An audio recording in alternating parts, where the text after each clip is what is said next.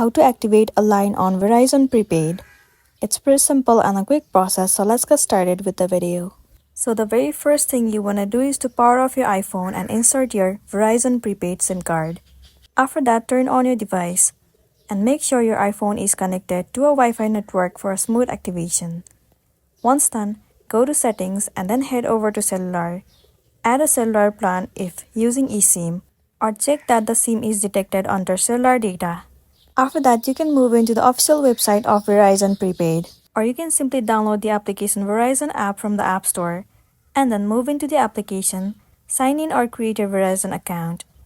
Enter your phone number and SIM card. Once done, follow the on-screen process. After that, restart your device, and then you should see Verizon at the top with signal bar.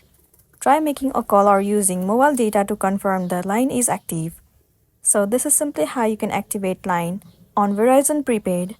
That's a wrap for this video. If this video helped you, give it a like and check out our next tutorial. Thank you.